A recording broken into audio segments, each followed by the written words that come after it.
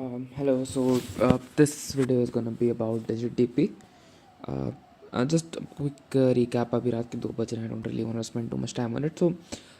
When to use it? Let me write it down. When to use it?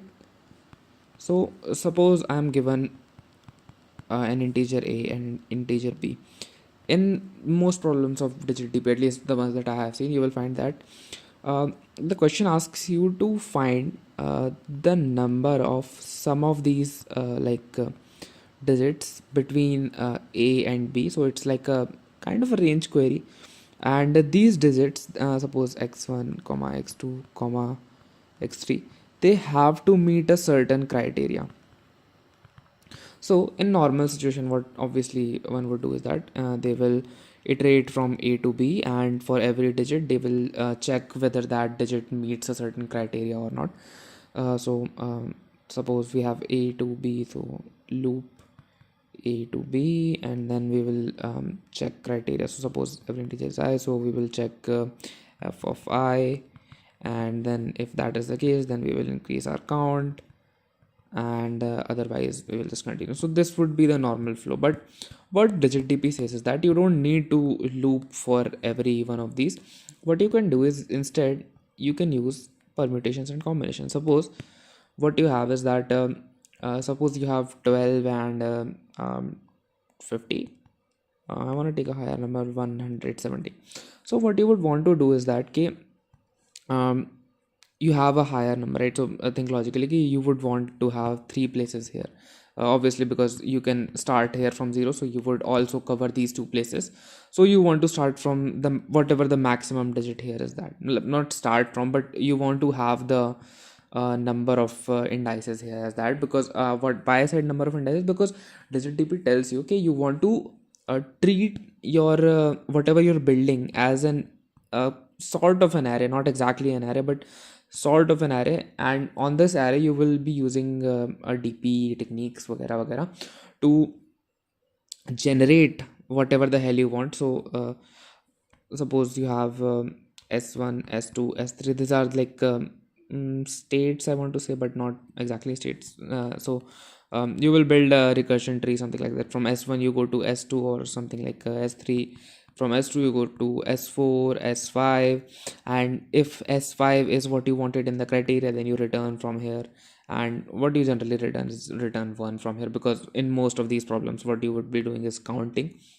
I mean, I have not also solved like that many problems, but still, like the ones I saw mostly involve just counting numbers. So this was just like return 1, and if you don't, then you can just return 0, or if you have some other condition you want, you can return 0. And this is how normally the flow goes. So again, to reiterate, basically what this says, that you don't need to count from every a to b. What you can just do is that you can build that whatever condition you want instead. And suppose let's do a quick time complexity analysis. So from a to b it would be like a linear fashion, so O of n. And generally in DigitDP, these numbers, they get pretty big. The highest constraint I saw was like 10 to the power 18. So it would be somewhere of O of 18 and or something like, with this is a pretty huge number. So what this generally does is that it uh, transforms that into O of log n into some constant. Why this log n comes? So this is because uh, what you are doing here is that you're basically क्या बोलते हैं, iterating on number of digits here, and the number of digits for any number n is log base 10 of that number. I have done this, I have क्या बोलते हैं, shown this here as well. I mean, I did not show this, but the number of digits for any number is basically exactly this. So for time complexity analysis, we can just take it to be a little lighter and just call it an log of n. And for I think we will generally performing some other operations here as well. So let me add k. I think Nietzsche's का और better explanation है, but I will stay for this one only. Now moving on. Again, here's just like all of what I said written a little more cleanly, like how many numbers are in the range, वगैरह वगैरह. and think of it as, instead of iterating, you treat that space as an array and you solve using individual elements of that array. Okay, cool. So take elements between a and b where sum of digits. Okay, so this is like the first problem of this set. Like, don't think of it as a problem, think of it as like a theory explanation only. So what I want to do here is that find elements between a and b where the sum of my digits equals to x. Okay, so let me clean this out. I will use this as like my rough area. I want to find digits between a and b where every digit meets a criteria such that sum of these digits of num equal to k. Okay, so again, brute force approach would be very simple. Iterate from A to B. For every digit, find exactly this thingy, and if it does, then count plus equal to 1, otherwise carry on. So again, pretty simple, but obviously when I did it, it gave TLE. I mean, it did not technically give TLE. I also saw this from a playlist, but I know this will give TLE. So uh, to solve this from a non-standard, like a non-this approach would be to define. I think I made a recursion tree somewhere here.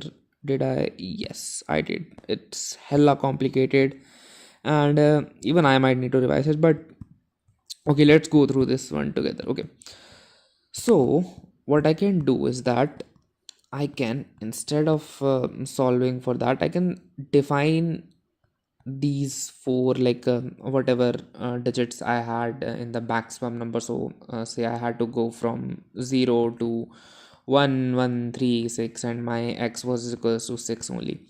X is the sum that I need from every number. So what I can do is that, okay, I can put a number here between, I don't know, whatever, 0 to 9, 0 to 9.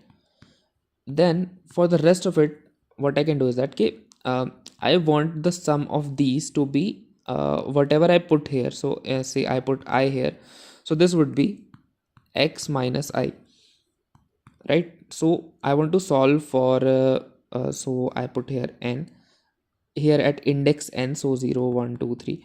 So I want to solve for n plus 1 comma x minus I if I have solved for n comma x first, right? And as you can notice, like, I'm moving in the forward direction with n because it like keeps it a little easier to control these indices. I think you can move forward. I'm not too, no, you cannot move forward with this one because you have to take care of trailing zeros, which can only be taken care of well if you are moving forward. So you cannot even move backward if you're thinking of it. So yeah, I think this is like the general gist of it, what I am trying to do. Again, to reiterate thoda sa, what I did here was that I placed a number here and then I recursed here to check if I have n comma x for this is the one for which I solved, and this is the one for which I want to solve. So n plus 1 comma x minus whatever the hell I put here. So I think pretty general recurrent solution, like here. So कहाँ गया yes, here it is. So this is what I have written here. Solve not wanted to select this and this one. Yeah, so solve of n plus x is just solve of n minus 1 x minus 0 plus solve of n minus 1 x minus 1 okay, where did this summation come from? 0 to 9, n minus 1, the same thing I showed you here, and 0 to 9. So okay, so one thing I forgot to tell you is that you obviously are putting one digit here, right? So I have to draw this a lot. 1 2 3 4. Okay, so whatever the hell you put here and you recurse for n plus 1 comma x minus I here. So obviously you can put more stuff here, so like 1 2 3. You're not just stuck to putting 1 here and moving on. You can put 2 here, 3 here, 4 up to 9 here. Obviously there is a limit to this, but you can basically put anything here out of these 1 to 9. So what you want to do is that you want to loop for whatever the hell you put here, and then you want to add that you want to solve for that and add that to your answer. So answer plus equals to solve of n plus 1 comma x minus I, and you would start by defining an answer here. So this is the rough structure of the code, and I think this is similar to something I have written here as well. Yes. So I explained you this part where this summation came from. Um I am using multiple values of I here. So digits are O of log of 10 are okay. Explained this is one. Explained this is one. This constant. Where did this came from? I have not written it, and I don't think you should really care at this point. Okay. So in digit DP problems, so another thing that you have is this something called a tight constraints. What these tight constraints means is basically it is a lock. Okay, think of it as a lock. Don't even remember this word. This is from the YouTube videos I saw, so I'm trying to keep the naming similar to every other thing that I saw, so just so everything just falls into fashion quickly. Is that even the correct use of that term? Okay, whatever. So see, I am given 1 2 3 4, and tight helps me to check if I am bounded or not. Okay, so again, think of it as a lock. Okay, so I'm here 7 2 3 4, and let me explain this lock thingy to you. So what can you put here? uh, Again, my problem stays the same. I'm trying to find whatever numbers are from 0 to this range that add up to a certain number x. Okay, so I obviously don't want to exceed this number, right? And this is where the use of this tight constraint comes in. It basically limits whatever the hell I am putting at index, so that my number never exceeds what I'm given here. So I'm using 7 here. So my what I can put here goes from 0 1 2 3 4 5 6 7. Okay, if I put 8 here, let this go. Okay, so if I put 8 here, whatever the hell I put here from now on, it will be invalid. Why? Because I was only supposed to find up until this range. I'm not supposed to exceed this range. So if I put an 8 here, obviously this will um, increase the obviously surpass the limit. Okay, so I don't want to put an 8 here. So what this lock does is that it tells me whether this index is locked or not. Whether this tight constraint, it tells me whether this index is locked or not. If it is locked, I would want to find a limit for it. Okay, so I'm just try to memorize this thing that I just said. Okay, it will be relevant very soon.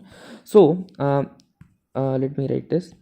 If I have a lock on an index, what I want to do is that I define a limit for that index. Okay, I mean, maybe define is not the totally correct use of this word here, but you will see soon enough that it is very relevant, and it is a trick, a sort of trick, not a trick, but it is a concept. Basically, it is not just something that you change for every problem. It is something that you will be keeping constant for every problem, so it is very good to know this. Okay, so 7 2 3 4, obviously I cannot exceed 8 here, so my limit, so my general loop, how will it go from? So for I in range 0 to 9. Okay, but as I can see, 8 and 9 here, actually it should be 0 to 10, and 8 and 9 here, what it will do is that it will exceed this limit, right? So I don't want to pass this 0 and 9 here. What I want to pass in this loop is a limit. Okay, and this limit will change for every index, and what this limit will tell me is that for this index, how much of, like, what values I can put here between 0 to 9, so that my number does not surpass this and I can comfortably recurse further. Okay, that was a lot to speak. Okay, so here if I put 7 here, uh if I put 7, let me start with this.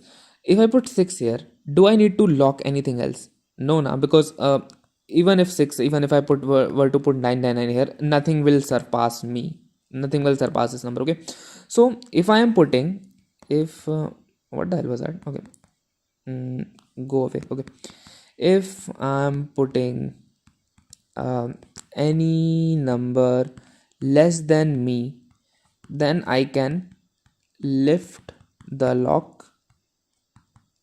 Else, if I am going, so let that go. Okay, if I'm going greater than me, not greater than, equal to, just greater than me. I can't even do that. I cannot do that because I'm limited, and this is what this lock allowed me to do. This is what the tight constraint allowed me to do. But what if I'm equal to me? And by me here I mean this number at this particular nth index that you are trying to access. So again, a little will be a little relevant in the code later, but okay. So if I'm equal to me, then I want to continue this lock, and I also want to move further. So n plus 1, and the lock will stay put. So think of it, this 1 means locked and 0 means not locked. So 1 will continue. So our recursion will go something like solve of n plus 1 comma 1. Okay. Again, this is not like some video where I would think of create something from the ground up. This is just something that I did in the morning, and I'm trying to record a video where so that I don't have to revise everything from scratch again. Okay. So I think that was it for the tight constraints. I think now I will move on to the recursion and the code. So what we need here is that what we need to the states that we need to solve this problem are obviously dp n comma x and also tight constraints. Okay, so this is what I have defined here. N means whatever index you are currently accessing, so 0 1 2 3, and this will also correspond to the number 7 4 3 9, so 0 1 2 3. So 0 or 1 in constraint, no constraint. Okay, notes for you if you want those. Dp of n comma x comma tight for I in range. So this is the loop that this is a loop that basically stays constant for almost every problem. Obviously you will have to change the logic inside of it, but this is like a methodology or concept that stays constant for every digit dp problem. So what I am trying to do here is dp of n comma x comma tight, and as I said, for every next index, for not every next index, for my even current own index that I am at, what I want to do is that I want to put here, I wanna put values 0 to 9 here. But when I started putting values 0 to 9 here, what I noticed was that my limits were being exceeded. So I locked these indices. Okay, and when I locked these indices, I wanted to define a limit for these. And what this limit tells me is that you cannot, for this particular index, you cannot exceed this given limit value. Okay, and with this knowledge, let us move on to what the hell is this? Okay, let us move on to our recursion tree.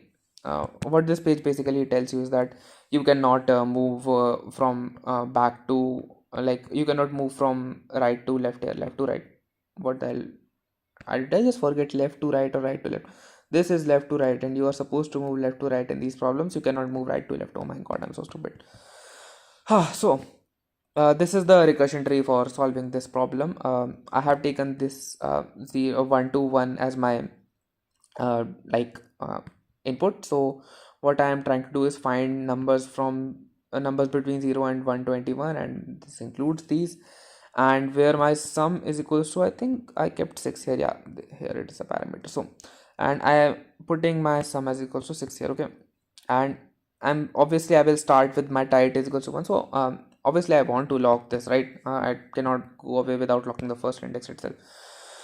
So what I do is I call solve 061, and tight is equals to 1. That means limit is 1 and my digit at position. Okay, what the hell, I don't even know what I wrote here. Okay, so 0 and 1, what does this 0 and 1 mean? See, I called for solve 0 comma 6 comma 1, and this is my n, this is my x, and this is my lock status. So with this lock status in mind, do you think I am here at 121 and I am here at these three index 0 1 2? Okay, so I want to I'm at this particular place right now, and for this at this index, what are the values I can put here? I can only put 0 and 1 here, not because 1 is my limit and this one was locked. And obviously if I put 2 here, anything from 2, then this will start to exceed my current number. So This was logged. I already took care of it, and this will be a default function passing parameter. This is how you will initialize call the first call. Yeah, call the first call is the right word. So where was I? Yeah. So this is how you will be calling. This is how you will be. You want to treat your first call. Okay. Now, no, no, no, no, no. Let me erase this. So what you can do? I speak a lot of the words, so I don't know of any alternative to it. So yeah, I obviously have only two options here, 0 and 1 here, which means that for the first index I have put 0 here, and for the first index I have put 1 here. And if I have put 1 here, that means my new sum that I want to from these indexes is just 5. And since I am already was locked previously, I will continue this lock here. But here, because I lifted this lock, then that means that I have this like 0 0 0 121. So now whatever the hell I put here, that means that it would not matter because my number can never exceed this. So I already lifted the lock here. So this call itself was made by lifting the lock, lifting lock. And this is not what the 0 and means. The 0 and 1 means 0 and 1 for like the loop variables. Okay, 0, this just means that because I picked something that is lower than uh, this value, this is why the lock is lifted. So suppose, let me take a better example to illustrate my point. Suppose I had here 7 to 1 instead of 1 to 1. Okay, now what I would do is that obviously I will call for 0 comma and my let my sum stay constant 6, and obviously I will be calling from 1 only. So my loop will actually go from let me define the limit here as well. So for 7, what my limit should be? Okay, generally I'm looping from 1 to 9, but in this case what I want to do is that I want to loop from 1 to 7. So what how I would define this loop is this limit is that limit equals to and obviously, so if locked limit, I really like saying it like that, limit equals to whatever the hell is that index, so num of index, and what this num means is a string representation of this number that I'm given. A little Python specific thingy because I obviously return it, so I know it. So 0 1 2 3 4 5 6 7 8 and 9. This is what branches your normal loop will create, right? But what you want to do here is that you want to delete these two branches. You don't even want these two branches to exist because you have defined, and how you will do it, you have defined a limit variable here which will help you to not exceed this and not get to this 8th or 9th branch. Okay, that was a lot. So this will call solve of and obviously, so one more thing, only for this this branch you want to continue locking. As I said, I've also said this here. I did okay, I think I wrote it with the auto erasing pen. Where did I write this? Okay, yeah. So as I was saying, I only want to continue locking if the letter that I pick, if the number that I pick here is same as this one, because this is the number that after picking this number, I have the confusion. I have I have to keep locking this so that my number still does not exceed whatever the hell I'm putting, whatever the hell was given to me. Okay. Okay, I kind of suck at explaining that one, but please carry on. This code will explain me, and if the future me is cursing me right now, so yeah, I'm sorry. You can watch the Karan guy video. I think his name was Karan. Yeah, pretty good explanations. But still, I started watching the videos and started solving these myself. So pretty proud of it. Anyways, continuing. Okay, so these are the ones where there will be no lock. So calls for this will look like solve 0 comma not 0, obviously we will move one index further, so 0 5 and 0, and solve of not 5 6, solve of 1 comma 5 comma 0, solve of 2 comma 5 2 comma 4 comma 0, and up until solve of um, 2 comma, but here is the catch, for 7 it will go to minus 1, so obviously you can just return 0 from here. Okay, for any number that starts with 7, you can never have the digits, sum of its digits being equal to 6. Okay. Let me get back to the original example here. So now we know that this 0 and 1, these are the looping status, looping variables, and for anything that is not 1, for anything that is not the number that was given to me here, I can just lift the lock here.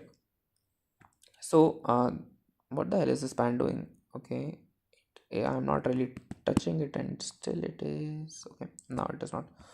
So 0, I put a 0 here, and now it does not matter what I put here, my number will never exceed, so I can put 0 1 2 and up until 9 here actually. So these are the, like, I put dot dot dot here, and okay, so I go from here, I put a 0 2 here, then again no problem with putting anything until 9 here, so I put a 4 here, and then 0 to 4, and with this I also reached my like my x is 0, and also my lock is lifted, so lock does not really matter. I have reached the end of my indexes, so n is equals to len of nums, and my x is equals to 0, so from here I can safely return 1. So return 1 from here, and these are some more cases where you can return 1, so 114 and 006 obviously. So this was the recursion tree, and let me just directly jump into the code now. Okay, this was the sample code that I wrote, and this is the actual code that that will actually give you the solutions. Okay, abx is your input parameters. 7368 is just a random number that I took. I like I will be calculating my answer for this number. SP is just the string representation of this number, and LB is the length of this string representation. So this will look something like 7368. Why? Because I want to iterate through this number. I want to have index for this number. I want to have like index for these digits. Okay, this is why you always convert these numbers to strings here. This is the solve function. Again, as I said, same parameters, n comma x comma tight or lock. I will probably start using lock status in the future, because tight does not really sound that good to me. If n is equals to len of sb, return 1 is equals to, if x is equals to 0, else 0. This is the same condition that I had told you about here. N is equals to length of array. My sum is equals to 0, my leftover sum is equals to 0, so obviously I can safely return 1 from here. Otherwise I would return 0 if x is less than 0. So if you remember that case where if we had 7 and my solve was going 1 2 comma minus 1, this is that case, so you want to return 0 here. Digit at position, so now this is where you're like trying to define a limit here, so this helps with finding limit. So by default what your limit was 0 to 9, but if you are logged, so if you are logged, if just read tight as logged. Okay, if you are logged, what you want to do is that you want to have your limit as that digit at that position, otherwise you can safely recurse to 9. And for I in range limit plus 1, answer plus equals to solve. Okay, I think this is the part that I already explained, so don't really need to go too deep into that. And again, here is some sample memoization, and you can make a bottom-up solution for this. It was like it was like some sort of 3D DP. I did not go too deep into that, and I don't really like bottom-up solutions. I just like recursion plus memoization. I'm a kiddo. Okay, so second problem is boring numbers, and boring numbers is I think it was from Google Kickstart. Yeah, it is from Google Kickstart. This is a problem statement I got from GitHub. You cannot even access that website right now, I guess. So boring number, digit at even places has even, digit at even places are even, and digit at odd positions are odd. Pretty simple problem statement. And let me directly jump into that recursion tree that I created. Oh god, uh yeah, I think this is the one. I remember it being a little more complicated, but okay. So solve, okay, I cannot jump directly into recursion tree. I obviously want to define my parameters. Where is it? Where is it? Okay. So let's start. Okay. I have uh, 4 digits, and for every one of these digits, what I want to do is that I want to check if I don't want to check. I want to put odd digits at odd positions and even digits at even positions. 0 1, not 0 1 2 3, start with 1 2 3 4. So suppose I have 7 3 6 8 as my limit again. So what I want to do is that I want to put uh, uh, uh, even digits at even, so 1 2 3 4, and I can put a 1 here, I can put a 2 here, I can put a 3 here, and I can put a 4 here. This would be a perfectly valid number. I can put a 4 here, and I can put an 8 here, I can put a 5 here, and I can put an 8 here. This would also be a totally valid boring number. But what happens when I do this?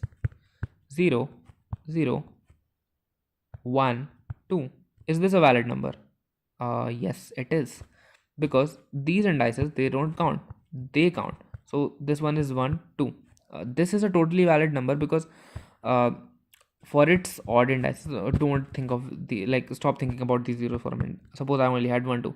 Okay, this one has uh, an odd number on its odd index and an even number on its even index, so this is a valid number. 1 4 is a valid number. What about 0 and 2? Valid. No, not valid. 0 and 2, so 1 3 5 7 9, these would be valid numbers for single digits. Why? Because they only have an odd position to put it, that is the first position, and you can only put 1 3 5 7 9 here. Okay, let me raise this to make it a little clean. So okay, this is the, like, approach that I'm trying to do here. So for every digit, I want to put uh, an odd or even here. Okay, odd even, odd even. Okay, so obviously I need to start by defining where I am at, right? So 0 1 2 3. So obviously I would want to start by defining where I'm at, right? So if I'm at an odd position, or am I at an even position right now? And also notice how this problem has a very complicated handling of trailing zeros. Why? Because these trailing zeros, they decide if my number has started or not. Has started or not. And obviously, if my number is starting, I will be starting that my number with an odd index, that is my first one. And then I can switch to even, again odd, and again even. Okay. So uh, should I explain? I'm hoping the future me will remember some of it, because it has been like 33 minutes and I have never spoken for this long before. So what I want to do is that uh, 0 and 1, again this, remember that thingy I told you about, that only if my number here is equals to whatever the hell my number is here, then only I continue with my locking, otherwise I can just lift the lock. This is what I'm doing here, same thing. Okay, so 0 1, again I can lift the lock here. uh, Odd even odd, so my solve will call for even here. Okay, so these are the function parameters, so I don't want to write this all out, so let me just explain why I wrote what I wrote. This is my number that I'm trying to solve for, this is my position, and this is my locked status. Okay, but obviously in the future we will add another parameter called trailing here, because you want to consider whether your number has started or not. Okay, started or not is handled by trailing, which is not added yet, but we will add it in the future. So currently think of it as that I'm not putting a 0 here, I'm just starting with 1 here. Okay, okay, I already put a 0 here, fuck, whatever, moving on. I'm very tired of speaking. I don't want to continue this. This means I can always append zero. So this was the problem that appending this zero created, which is why we started with thinking of these trailing zeros in the first place. I would like encourage myself in the future to read through these notes. I really don't want to record these videos. These can get longed. These can long. Fuck. देखो मुझसे बोला भी नहीं जा रहा. And this is the parameter trailing that I was talking about. When I was writing this, I did not know what it would be, but now I know. So if I am locked, my limit is 1 and I move on. Okay. Now my trailing is 1 because I have put a 0 here and I'm continuing. My number has not started yet, so I'm still trailing. Okay. If I put a 1 here, that means I'm not trailing, so I continue here. Okay. Also, fun thing that I noticed is that if you go like into totally this direction here, you're always trailing, and if you go into a totally this direction, you're always locked. So just fun thing that I found out while drawing this recursion tree, and now my throat is hurting. Oh my god. So OEO. Yeah, okay, I cannot really speak anymore. I'm just gonna go through the code. I'm not even gonna go through that. I think I wrote it pretty well. It is very self-explanatory. You just need to read the problem once or twice and you will be able to understand this code. And obviously you need to see the recursion tree. I will probably, if my throat does not hurt tomorrow, I will cover this problem as well. I found it pretty interesting, but it has already been 40 minutes and I am very tired. Okay, goodbye, bye.